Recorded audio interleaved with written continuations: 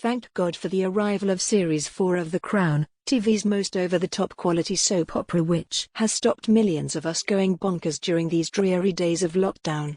Stuck at home for these long winter nights, we can't go out to eat or meet friends for a moan and a drink, but we can order a takeaway and feast on glorious scenery, grand houses, gorgeous ball dresses, dazzling jewelry and ridiculous hats with pom tassels. And what about the men?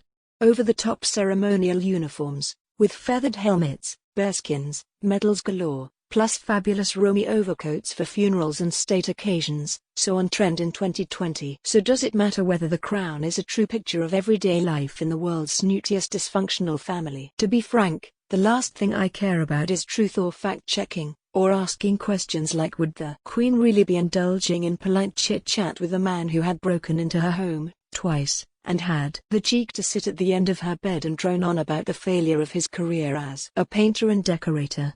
I want to wonder whether Zara will soon be copying that cute bottle green tweed suit the Queen wore to meet her children, and whether it's time to pull my mum's ancient silk headscarves out of the drawer for a retro fashion moment. Because it deals with recent history, this series has enraged the army of self-appointed royal experts, the people who once poured tea for the royals, who were paid to wipe up corgi poo and open carriage doors, more than any of the previous three.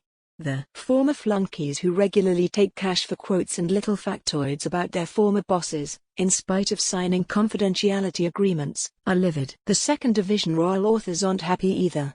They claim to have a special skill, the ability to interpret exactly what Charles, his sons and their wives are thinking at any one time and then turn these suppositions into a best-selling unauthorized book. For years all these people have claimed to know what's really going on in the royal household. Exploiting the royal family was their nice little earner, not Netflix, and now The Crown has kicked them all into touch. It's bigger, better, glossier and represents a totally new kind of entertainment, reality fiction. Proper moments in history with fake dialogue and a bit of creative casting. Of course real historians don't like The Crown, because it plays fast and loose with the facts. TV presenter Andrew Marr reckons that if the series contrives to persuade us it's telling the truth about what happened 40 years ago, it's grossly unfair and really quite sadistic. Historian Hugo Vickers, who wrote The Crown Dissected, about the modern monarchy, wants a disclaimer broadcast before each episode saying it's fiction. Former Buckingham Palace press officer Dickie Arbiter tells the Radio Times this series is full of wooden characters and unfair to Charles, adding sometimes you must forsake accuracy, but you must never forsake truth. I find that a pathetic argument. Whoever said everything in the Bible really happened? It doesn't detract from its purpose or merit as an inspirational book to millions. The Crown used a clever mix of known truths and imagined polish to shine a light on what the royals have tried to suppress for years. Their distinctly odd, and often unfair, way of operating. Their sense of entitlement, when millions were unemployed.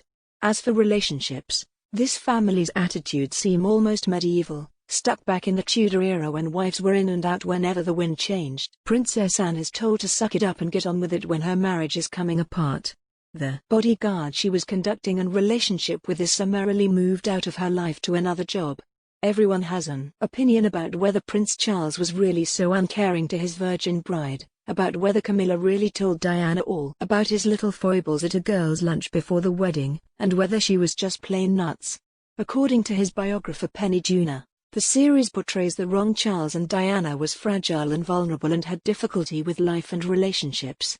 As if Charles was any better. The series has at least had an unexpected result for one older woman.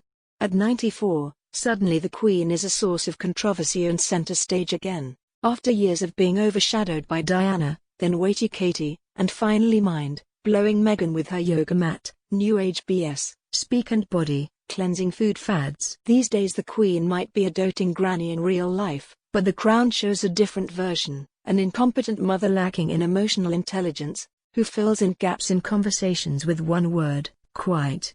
The Crown scores on so many levels, a brilliant political drama. Each episode is cleverly shaped around big moments in our nation's recent past to explore how the royals reacted and united to repel external modernizers, anyone who threatens their privileges. Most of all, this series exposes the fragile relationship between two powerful women surrounded by weaker men. One a steely female politician who fought so hard to get to the top, Maggie Thatcher, the other given her job because she had the luck, or lack thereof, to be born into the right family. So what if facts are rearranged? If Charles did not actually see Camilla during his marriage, if Andrew never had a conversation with his mum about Stark, the star of a saucy movie he was dating at the time. Instead of nitpicking, historians and royal commentators should be rejoicing that The Crown is acquainting young people with our recent past, teaching millions of kids who think that history started when rap hit the charts in the 1980s or Fresh Prince got shown on BBC television. At least now they know there was a miners' strike, that millions of people lost their jobs during the Maggie Thatcher years, and there was a time quite recently when posh women wore gloves to meet the lower orders in case they touched their flesh. It teaches us that politics has a way of repeating itself, that prime ministers make mistakes, and get swayed by their emotions. That it's not just people in the third world who force arranged marriages on their kids and tell them to buck up, love will come later. The biggest mistake the Queen has made is not charging Netflix for use of her brand, let's call it her intellectual property. If they've got the money to outbid the world's top TV and movie companies for content, surely they could spare a few million for a favored royal charity. It's the least they can do.